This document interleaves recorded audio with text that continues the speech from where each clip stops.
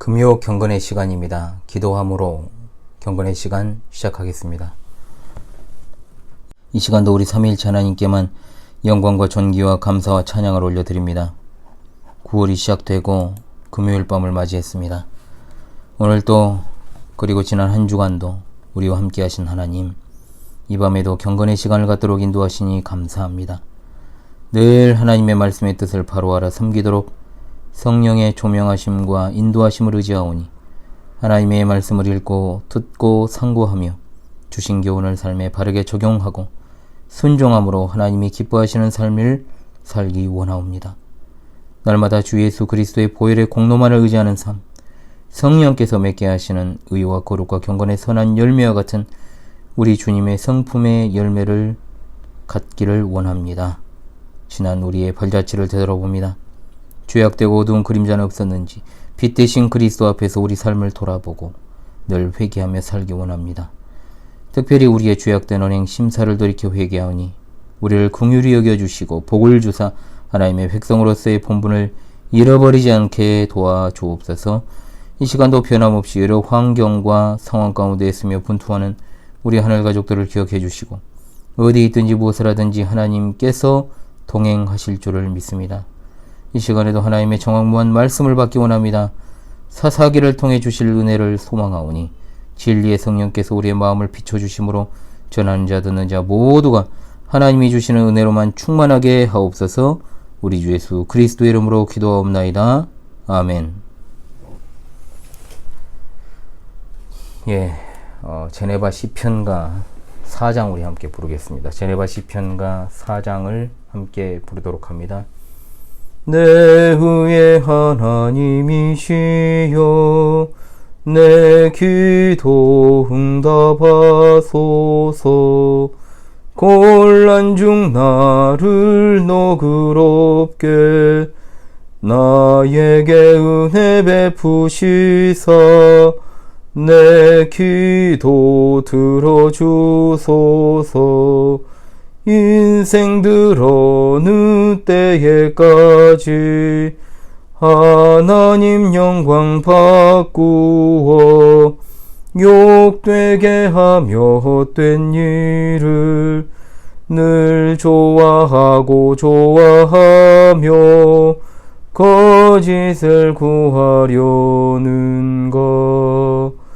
여호와께서 자기 위해 경건한 자를 택했네.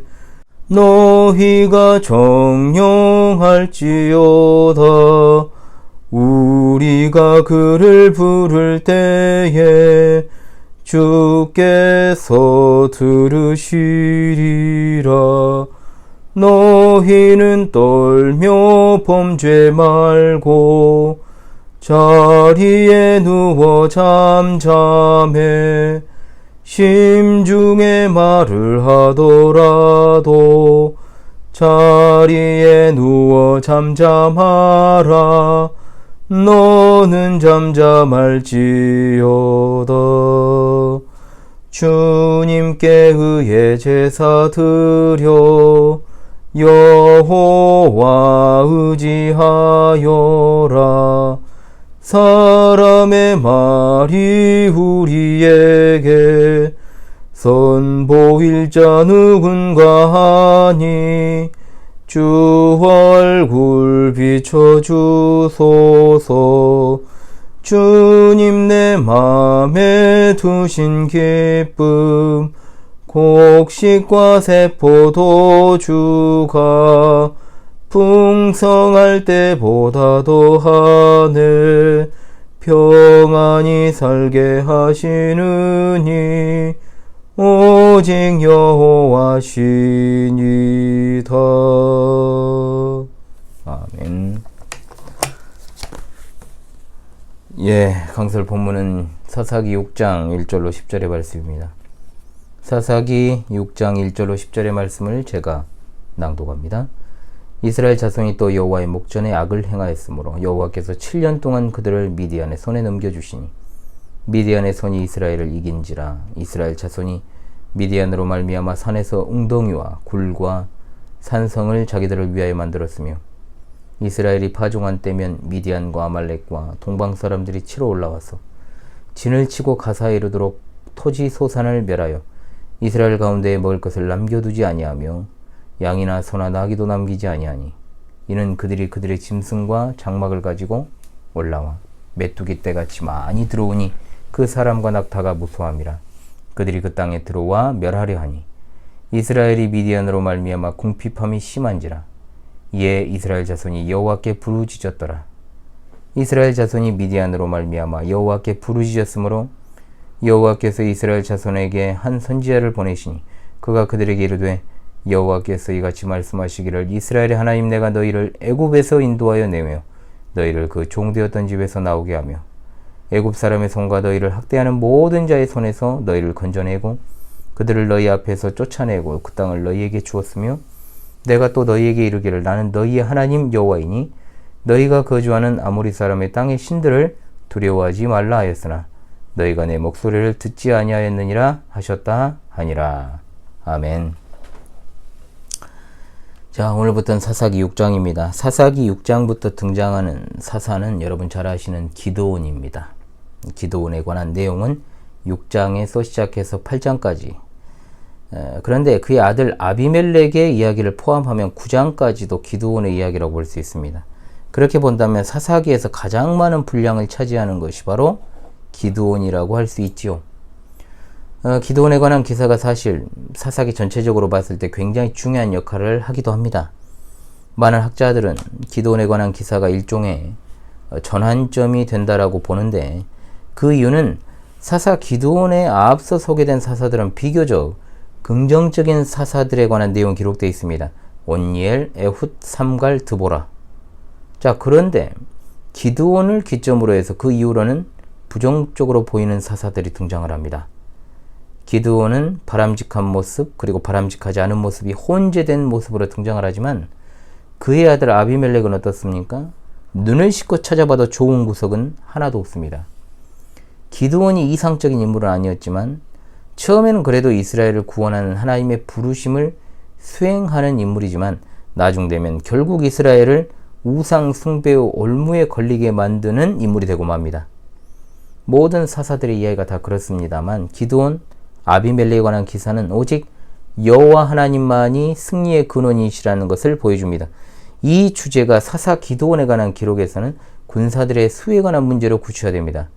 즉 많은 군사를 동원해 승리하면 하나님의 힘이 아닌 자신들의 힘으로 이겼다라고 생각할 수 있기 때문에 여호와께서는 군사의 숫자를 300명으로 줄이십니다.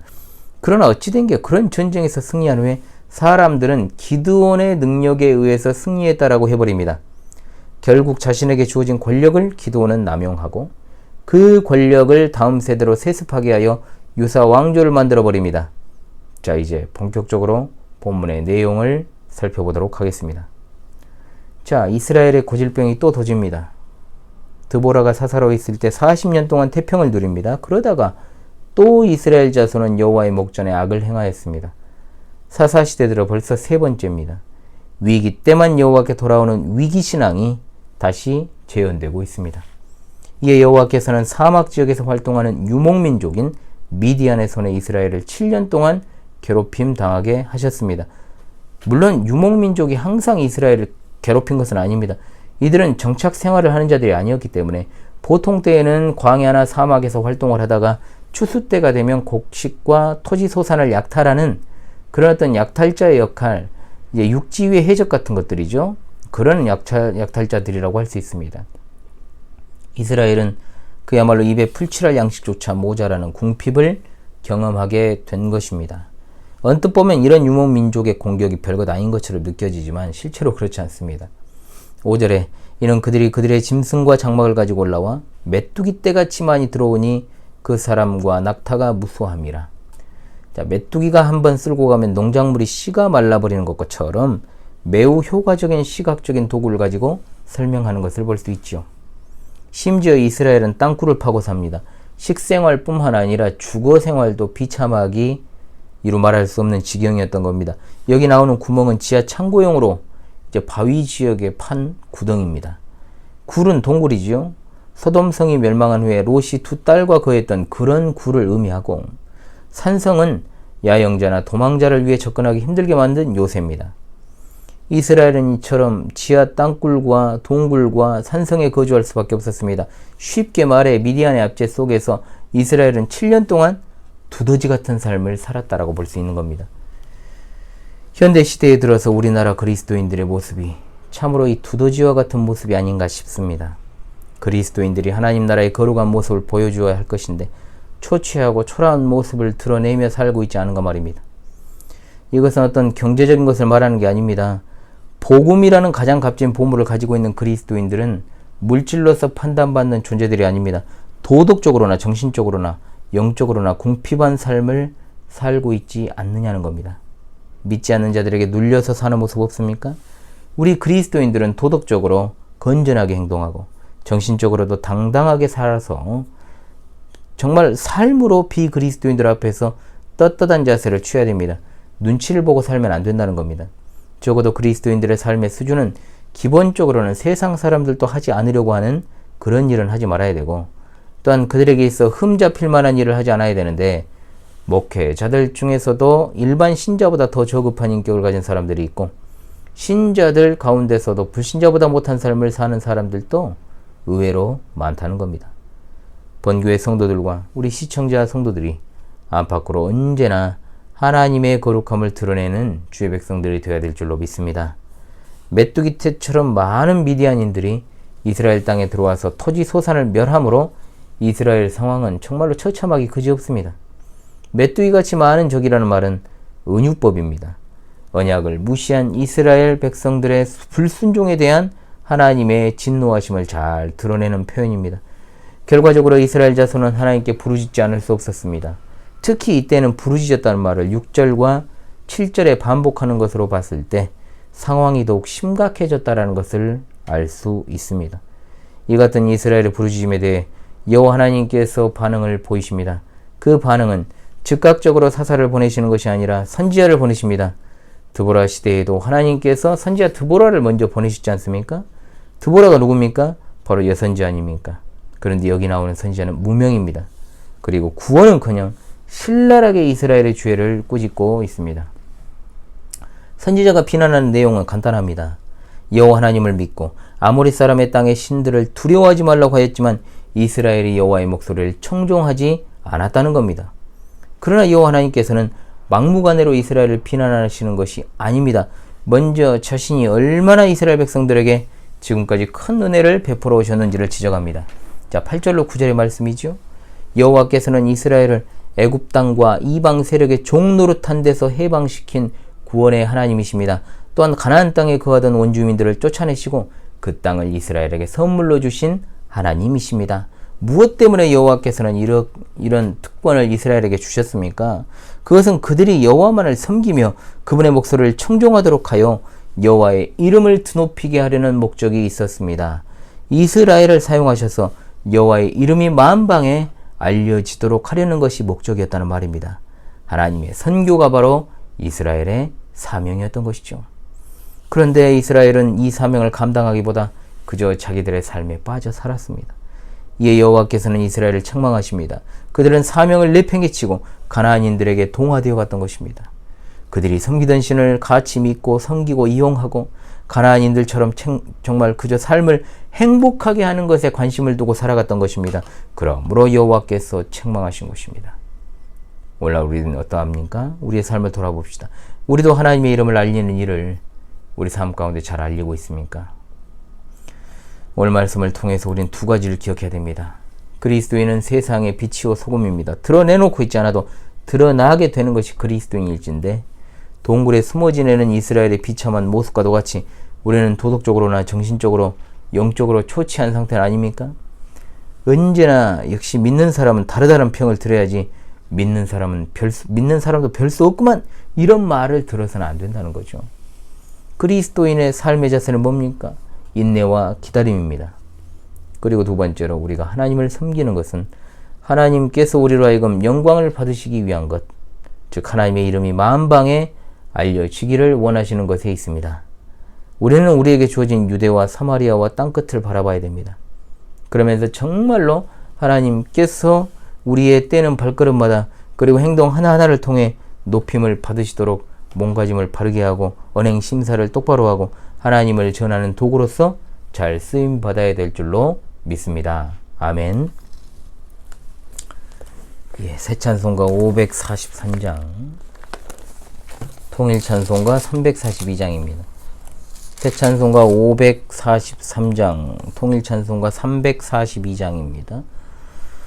어려운 일 당할 때 나의 믿음 적으나 의지하는 내 주를 더욱 의지합니다. 세월 지나갈수록 의지할 것뿐일세. 무슨 일을 당해도 예수 의지합니다. 성령께서 내 마음 밝히 비춰주시니 인도하심 따라서 주만 의지합니다. 세월 지나갈수록 의지할 것뿐일세. 무슨 일을 당해도 예수 의지합니다. 밝을 때의 노래와 어두울 때의 기도로 위태할 때 도움을 주께 간구합니다. 세월 지나갈수록 의지할 것뿐일세. 무슨 일을 당해도 예수 의지합니다. 생명 있을 동안에 예수 의지합니다. 천국 올라가도록 의지할 것뿐일세. 세월 지나갈수록 의지할 것뿐일세. 무슨 일을 당해도 예수 의지합니다.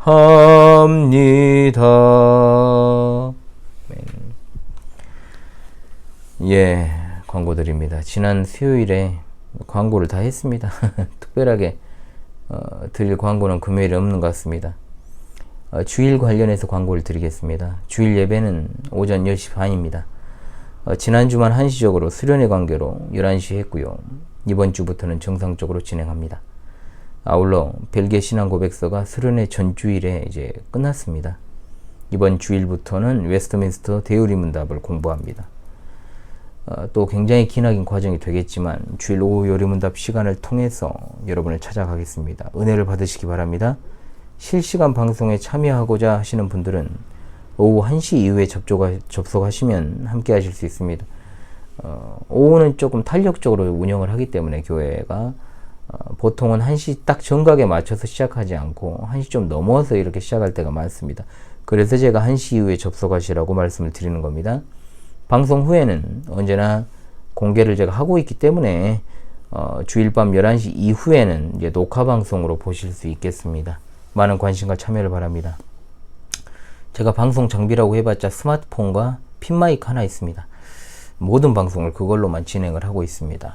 현월 TV에 관심을 주시면 주실수록 방송의 질은 높아질 것이고 이 윤목사도 힘을 얻어서 여러분들에게 더욱더 양질의 꼴을 먹일 수 있을 줄로 믿습니다.